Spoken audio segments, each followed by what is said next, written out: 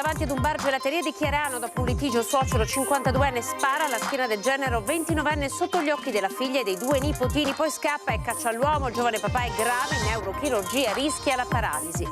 Attimi terribili, la testimonianza della barista. I bimbi terrorizzati piangevano, si sono nascosti con la madre dietro al bancone. Indagini sui motivi del litigio sfociato in dramma. Tragedia del Fadalto, ha indagato per omicidio stradale la mamma della bimba di 4 anni morta nello schianto. Ancora grave il fratellino di 7 anni e il conducente della Golf a Belluno, comunità in lacrime. Paura a Chioggia per 2 anziani tabaccai aggrediti per essere rapinati. L'assalto non è andato a buon fine grazie all'intervento di 3 ragazzini. Hacker filorussi attaccano i sistemi informatici della regione del Veneto. Zaia, il sistema ha tenuto, ma ci sono stati dei rallentamenti. 3 anni di guerra in Ucraina, in Veneto ci sono ancora 16.000 profughi. A Vicenza un incontro in municipio con i volontari e coloro che scapparono dalle bombe. Grazie, ci avete accolto e salvato. Stasera a Ring il virologo Fabrizio Pregliasco e l'ex sindaco di Santa Lucia di Piave, il medico Riccardo Szumski, irradiato per le sue posizioni critiche sui vaccini 5 anni dopo il Covid. Un confronto. Il grande calcio torna in diretta in esclusiva su Antenna 3 domani e mercoledì alle 21:30, le semifinali della Coppa del Re in Spagna, 2 grandi sfide in prima serata. Buonasera, il telegiornale del Veneto ben ritrovati, ma partiamo subito con il sondaggio che vi propone Ring questa sera. A 5 anni di distanza dalla prima zona rossa e dal Covid vi domandiamo se questa esperienza ci ha reso migliori, ne siamo usciti migliori, è il quesito che si pone il sondaggio. Utilizzate i contatti che vedete in questo momento apparire sullo schermo per partecipare. L'esito del sondaggio ovviamente sarà rivelato nel corso della puntata di questa sera. In apertura siamo a Chiarano con la notizia di cronaca, una sparatoria stamattina poco dopo le 11 davanti al bar gelateria da Irina e Giulia nella centralissima via Zanardo. Vediamo. Sono nascosti dietro il banco da me, tutti e due mamme, perché ha avuto paura, perché l'altro che sparava. Una giovane mamma che si rifugia dietro il bancone con i suoi 2 figli, 3 anni il bimbo, 6 mesi appena la bambina. Il suo compagno a terra con un colpo di pistola nella schiena, esploso a quanto pare dal padre di lei. Scene di terrore poco dopo le 11 al bar Irina e Giulia in centro a Chiarano. 29 anni il genero, 52 il suocero, italiani di origini sinti. Ho sentito sparo e dopo venuta giù che tremavano i mani e ho visto dei ragazzi per terra che ha sparato sulla schiena. Prima è scoppiata la lite tra suocero e genero davanti al locale, poi la situazione degenera, spunta una pistola. Un attimo dopo lo sparo, uno solo che colpisce il giovane alla schiena. Il 29enne cerca riparo all'interno della gelateria, si trascina, cade a terra tra le urla terrorizzate della compagna ed il pianto dei bimbi. Come ha detto la moglie, sì, è suo papà, ha confessato che è suo papà che ha sparato, suo marito. E cosa ha detto la signora? Le ha detto qualcosa quando si è No, urlava, dopo lei è svenuta, ragazzi. I bambini poveretti piangevano, io ho nascosto dietro il banco. Subito scatta la richiesta di soccorsi sul posto. Poco dopo arrivano i sanitari del 118 con l'elicottero che trasporta il 29enne al Cafoncello in neurochirurgia. Il proiettile si è conficcato nella spina dorsale. La prognosi è riservata. Nel piazzale di via Zanardo arrivano anche i carabinieri che ora conducono le indagini. Si tratta di un tentato omicidio che è stato fatto questa mattina intorno alle 11:30. La vittima è un giovane del 96, residente qua nella zona, che è stato colpito alle spalle da un colpo di pistola. Escludiamo sicuramente la rapina, quindi non è un intento di rapina nei confronti della pasticceria, ma probabilmente un gesto mirato alla vittima. Subito scatta la caccia all'uomo volta a rintracciare il suocero della vittima che dopo aver sparato è fuggito. Sappiamo che comunque è in zona e quindi stiamo cercando con le nostre pattuglie sul territorio attraverso il controllo di intercettarlo. Ignoto al momento il motivo della lite, i due facevano parte di un gruppo di clienti frequentatori abituali del bar e che fino ad ora non avevano mai causato problemi.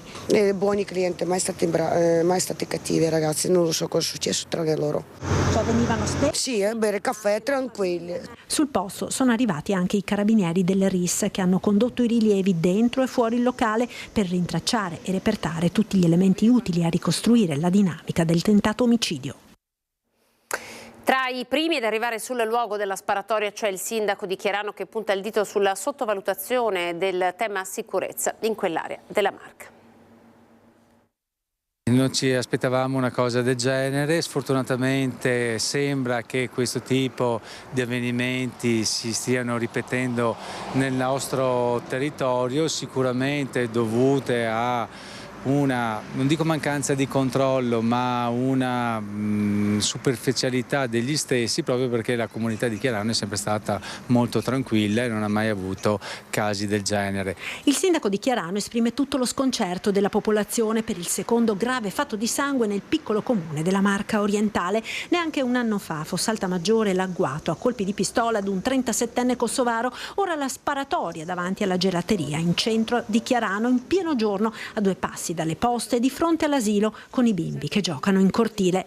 Altro che paese tranquillo, sbotta il primo cittadino, bisogna rafforzare i controlli. Bisogna riaffermare anche il controllo del territorio, la centralità dello Stato e dell'ente locale come presidio di polizia e di buon governo. Non a caso da qualche settimana il sindaco di Chiarano, assieme ai primi cittadini di Cessalto e Meduna, ha organizzato dei pattugliamenti serali del territorio con gli agenti delle polizie locali a fronte del crescente senso di insicurezza manifestato anche dai cittadini sconcertati di fronte a quanto accaduto. Ero qua in laboratorio a fare i biscotti e ho sentito un colpo pensando fosse magari la vicina di sopra a fare le pulizie, ma alla fine mi sono girato e ho visto che c'era ambulanza, carabinieri, è arrivato anche l'elicottero. È sconcertante, insomma, diciamo, in questi paesi, è sconcertante anche di fronte alle figlie piccole che succedono queste situazioni e si rende conto che è sempre più drammatico, insomma, vivere. Non nelle grandi realtà come Milano, ma sono diventate anche adesso. Milano, Roma, ma anche adesso. La tragedia sul Fadalto di ieri, la procura di Treviso ha aperto un fascicolo. La mamma della piccola Afra, la vittima di 4 anni, è accusata di omicidio stradale. La mamma di Afra, la piccola di 4 anni morta nel tragico incidente stradale sul Fadalto, è in ospedale accanto agli altri 3 figli. Il più grave è il fratello di 7 anni ricoverato in terapia intensiva. La bambina di 9 anni è in prognosi precauzionalmente riservata, ricoverata in ambiente non intensivo, così come la maggiore di 23 anni. A Conegliano rimane grave anche il conducente della Golf, il 34enne di Vittorio Veneto, che si trova in ambiente intensivo in condizioni stabili. Una tragedia che ha distrutto una famiglia intera. Il pubblico ministero Giulio Caprarola ha aperto un fascicolo d'inchiesta. La mamma, 49enne di origini ghanesi, è stata indagata con l'ipotesi di reato di omicidio stradale.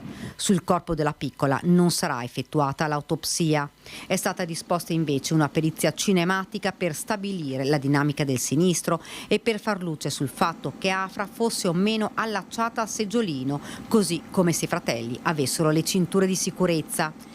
Il gravissimo incidente è avvenuto lungo la statale 51 a Lemagna, sotto al ponte Botteon.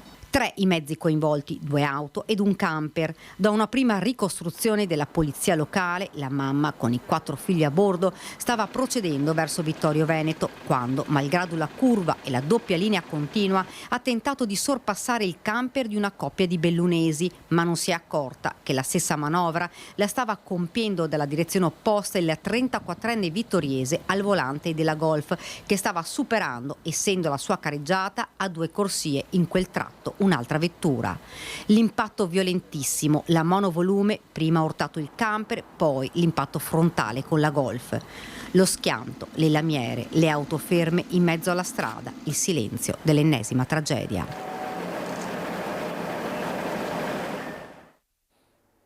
Ed è come una comunità sotto shock quella di Belluno, in particolar modo la frazione di Levego, dove da anni vive la bella famiglia di Mavis e William. Vediamo. Senza parole, non so come mamma sopporta sua mamma, perché era proprio come chiocciola per bambini, vestiti sempre bene, educati, bella famiglia. Belluno non c'è persone come queste persone qua, fanno vivere le persone, fanno crescere le persone E in più... Mi dispiace, guarda, è una cosa che insomma fa piangere, ecco. Non si danno pace i vicini di casa nella frazione di Levego al 64 di via Meassa, sguardi increduli, sgomento e lacrime per la tragedia che ha strappato la vita alla piccola Afra, 4 anni appena, e che tiene con il fiato in sospeso per la sorte dei fratellini, della sorella più grande di 23 anni e della mamma Mavis. Sempre mi salutavano davanti porta perché Ivano bambina era speciale, bellissima come bambola, proprio speciale. E per caso ho detto, mi raccomando, piano, buon viaggio.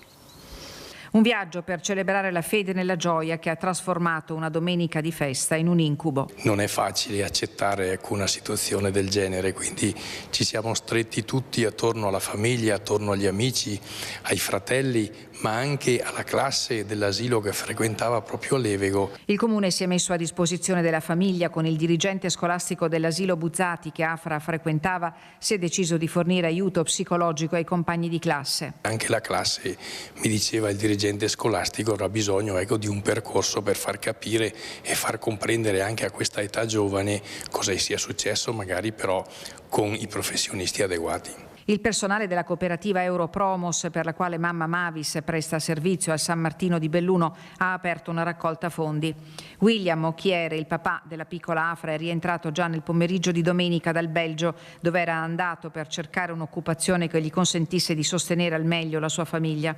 La spola fra il Cafoncello di Treviso e l'ospedale di Conegliano, le pratiche burocratiche da sbrigare, un dolore che nessuna parola può descrivere. Una famiglia allegra. Sempre cantavano, bambini educati. E ora non so, questi di 7-9 anni come sono. Grave, io credo. Siamo tutti tristezza.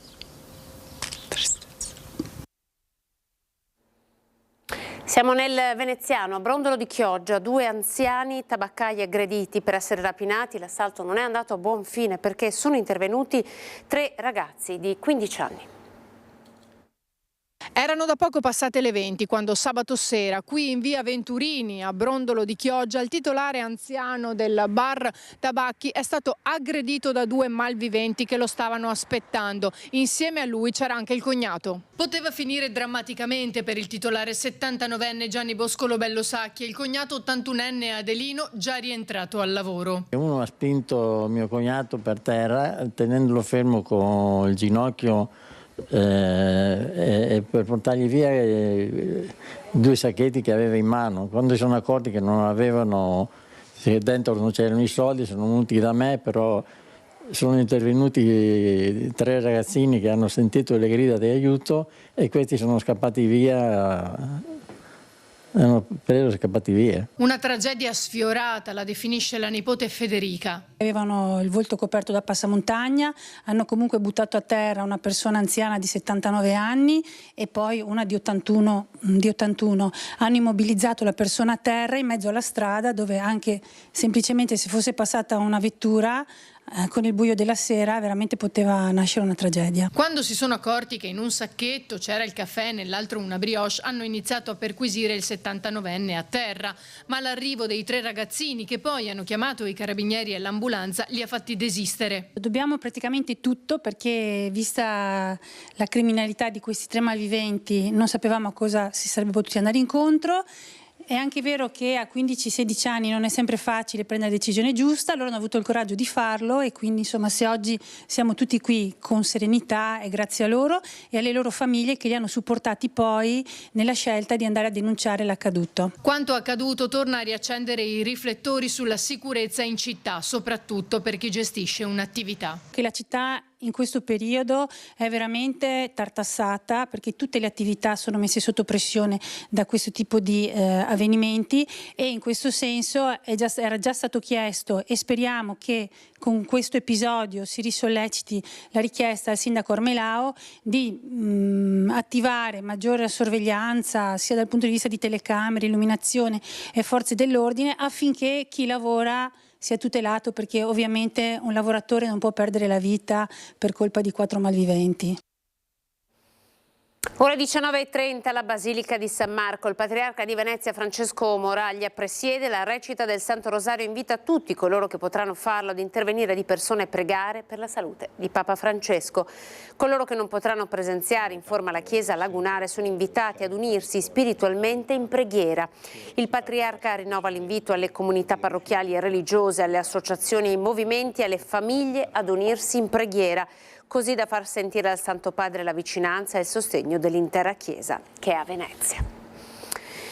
Hacker filorussi hanno attaccato i sistemi informatici della regione del Veneto. Il sistema ha tenuto, ma ci sono stati dei rallentamenti. Vediamo.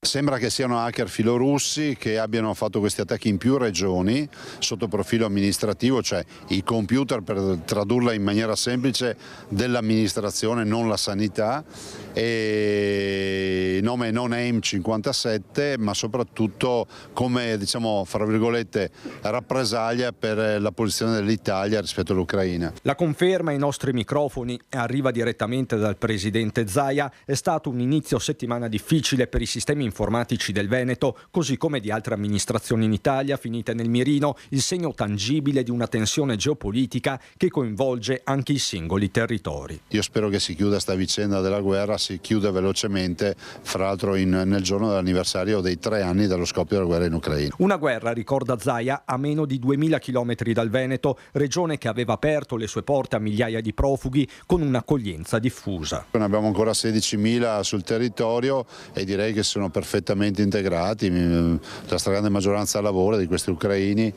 costretti a scappare con le valigie velocemente da casa loro per non essere ammazzati. Ora gli scenari inediti aperti dalla nuova amministrazione USA, piaccia o non piaccia, dice Zaia, Trump ha parlato tanto di pace e su questo si gioca gran parte della parola data, inevitabile poi guardare a Berlino con la vittoria della CDU e il raddoppio dell'ultradestra. Innanzitutto un dato che è interessante è che la stabilità, no? Che ne esce la CDU che ha un risultato per il quale riesce a fare un governo. Dico anche che noi abbiamo bisogno di un'Europa stabile e l'economia tedesca la guardiamo, diciamo, con moltissima attenzione in quanto è un mercato d'elezione per le nostre imprese assieme agli Stati Uniti. Manifatture legate a doppio filo e poi il turismo con i tedeschi che pesano per oltre il 20%. Per noi comunque la Germania è un vicino di casa, sono amici, li aspettiamo sempre a braccia aperte.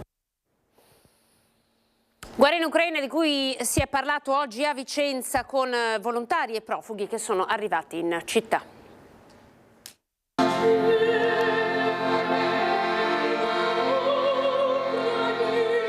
Le note struggenti dell'inno nazionale ucraino hanno vibrato in Sala Stucchi nel municipio di Vicenza.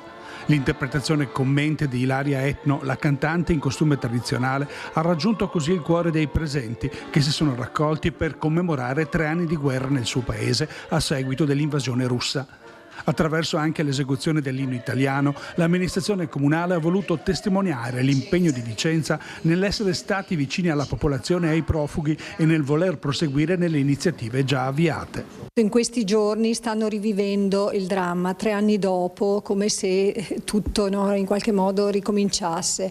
E quindi la vicinanza è fondamentale, e noi lo siamo stati, l'amministrazione precedente e questa amministrazione, ma credo sia doveroso proprio ringraziare chi ha coordinato tutto questo. In 3 anni è stata attivata una rete di 44 associazioni e 37 enti pubblici, 440 le persone arrivate dall'Ucraina in città, 127 famiglie e 224 i minori. Tanti i momenti che sono stati ripercorsi oggi, come i 7 viaggi con 9 pullman che hanno raggiunto la frontiera già nel primo mese di guerra. Le notti insonni che abbiamo fatto, le corse per portare la lista all'agenzia di viaggi che ci lasciava il pullman aperto e alle 3, alle 4 di notte, dopo aver fatto il check con tutte le persone che avremmo dovuto riportare qui, lasciare la lista di queste persone sul volante del pullman che li avrebbe riportate a casa. Sono emozioni davvero forti, impossibili da cancellare, difficili da riportare. La gratitudine di Natasha, Kasia, originaria di Kiev, che con la figlia Polina ha deciso per ora di rimanere e integrarsi a Vicenza. Inizialmente è stata una delle 260 persone ospitate da 100 famiglie vicentine. È necessità per noi stare in Italia, anche tutte le famiglie italiane che stanno vicino a noi, da tutti anche adesso. Come ha detto Rita, grazie a Rita, che io sempre dico che noi siamo come grande una famiglia italiana. Un'ultimissima, in realtà è una tragedia accaduta poco dopo l'ora di pranzo. Siamo a Villa Bartolomea, nel provincia di Verona. Un camionista originario di Merlara, dunque del padovano di 35 anni, è rimasto schiacciato dalla cabina del suo camion. Siamo in via Barcaggio. È accaduto che il camionista è sceso dal camion, probabilmente non aveva inserito il freno a mano e sarebbe stato schiacciato proprio dalla cabina del proprio camion ed è morto sul colpo. È accaduto perché era sceso per verificare un guasto proprio che aveva immaginato ci fosse nel suo camion, che non andava più avanti. È morto all'età di 35 anni, siamo a Villa Bartolomea in provincia di Verona. Un ricordo indelebile, così Giampaolo Bottaccin parla del Covid a distanza di 5 anni. Fondamentale il lavoro della protezione civile anche per tutta la gestione della logistica. La protezione civile sta effettuando il trasporto previsto dall'ordinanza del Ministro della Salute dagli aeroporti alle varie ULSS piuttosto che ai Covid hotel. La sede della Protezione Civile del Veneto, Marghera, è da qui che arrivarono nelle case di milioni di veneti tutte le informazioni sul Covid. Quello che ancora nessuno sapeva era veicolato in queste stanze e mentre da qui partivano i numeri dell'emergenza, dietro le quinte centinaia di volontari della Protezione Civile gestivano e smistavano le forniture dei materiali, coordinavano la logistica della sanità. Mi ricordo tutto il materiale che arrivava a Padova, poi veniva distribuito nei vari ospedali, nelle varie case di riposo, insomma dove serviva, e i volontari non si sono mai tirati indietro. E ricordo a tutti che quando c'era il virus all'inizio tutti avevano paura. Un esempio che la Protezione Civile del Veneto ha dato a tutto il paese, lo afferma con fermezza l'assessore regionale alla Protezione Civile Giampaolo Bottaccin.